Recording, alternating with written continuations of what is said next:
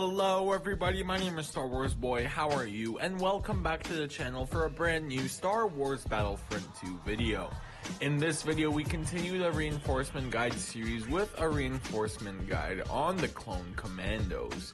Before I start the video, I just want to let you guys know that only a small percentage of viewers are actually subscribed. So if you're not subscribed, be sure to subscribe. It's completely free and it helps out the channel. Anyways, let's get started. Taking a look at the Commando's base stats, they have a base battle point cost of 2,000 battle points in Galactic Assault. Their base health is 350 with a max health regeneration of 350.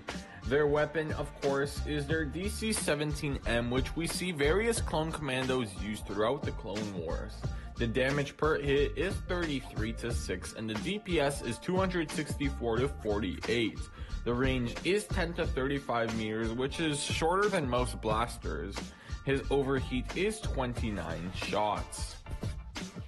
Taking a look at their abilities, their first L1 ability is called Repulsor Blast and has a 15-second cooldown. The Clone Commando discharges a short-range shockwave that knocks enemies off their feet and back. The damage is pretty low, coming in at 25. As for the pros, it does knock down enemies, and that's really helpful when you're a reinforcement because most reinforcements actually can knock down enemies. As for the cons, it does have low damage, however that's not really the point of this ability. The point is honestly just to knock enemies off their feet and spray at them while they're down, and damage doesn't really matter for this ability. However, you can sometimes kill enemies if they are already pretty low. Their next R1 ability is called the Anti-Armor Attachment. It has a 10-second cooldown. The Clone Commando reconfigures his blaster to a grenade launcher that fires 3 shots. The damage is 135 to enemies per grenade. As for the pros, it has amazing vehicle damage. You can take out vehicles with 3 shots with this thing, and it's just really helpful. It also is pretty good against shields. It does also have a fast cooldown and has also really good infantry damage. This thing is really good to use against heroes, and after 1 or 2 shots, the hero is going to be down a lot of health and he's going to want to take you out as quickly as possible. As for the cons, I'd honestly say none. This ability is one of his best and is one of the better ones in the game with its fast cooldown. His final middle ability, which is by far his best, is called Battle Focus and has a 20-second cooldown. The Clone Commando grants nearby teammates in the radius of this ability damage reduction. Also, any damage dealt to enemies will heal some health back. The duration of this ability is 11 seconds. As for the pros, it grants 25% damage reduction, heals health per hit, which is 15, and heals 50 health per kill. It also has a good radius. As for cons, there is honestly none. This ability is one of the best, and it's crazy to think that it's in reinforcement ability. Now moving on to their star cards, and these are 3 star cards that I personally recommend using all the time in Galactic Assault. The first card is called Battle Hardened. Maximum health is increased from 5% to 20% with a maxed out star card. This card is pretty simple. The Clone Commandos are already tanky reinforcements, and these will make them even more powerful. The next card I recommend is called Acquisition. Enemies dealing damage to you will be temporarily marked for an easier retaliation, from 16 seconds to 22 seconds of marking with a maxed out star card. Now, I was going to put in the card that gives them health on kill, however the middle ability already kind of does that for them, plus they have full health regeneration. This card is also a pretty good one, as you'll be able to kill enemies that are basically dealing damage from you from anywhere. Despite what the title says, the next card I'm going to recommend is Expert Weapons Handling. You're able to keep your middle ability active for a longer duration, from 17% to 60% longer with a maxed out star card.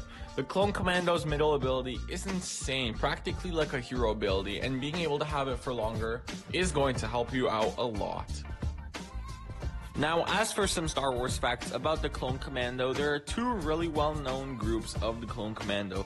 The first is, of course, Delta Squad, which made their big premiere in the game Republic Commando. The second is Clone Force 99, which we do see in Season 7 of the Clone Wars. The first mission which the Clone Commandos participated in was actually destroying and infiltrating the factory which Obi-Wan discovered on Geonosis in Episode 2, Attack of the Clones. Delta Squad participated in many very dangerous battles, and Republic Commando shows that, being one of the most gruesome Star Wars games out there. When Disney took over in 2014, they actually made Republic Commando Legends, which means Delta Squad was no longer part of the Star Wars canon. This changed when Dave Filoni, the director of the Clone Wars, was such a big fan of them that he actually brought them in the Clone Wars episode Witches of the Mist. They didn't do much other than retrieve the bodies of 2 dead Jedi, however they made a cameo making their appearance in the Clone Wars canon.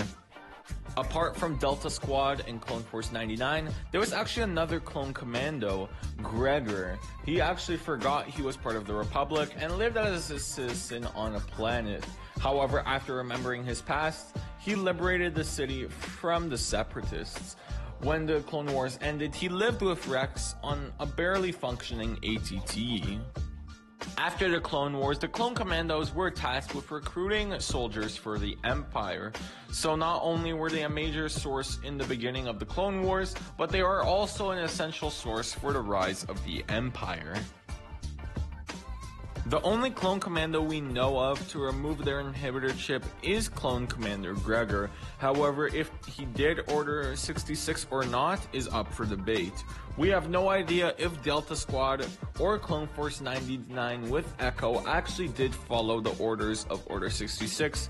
However, it's most likely yes, as they are Super Troopers and they would be more loyal to the Republic.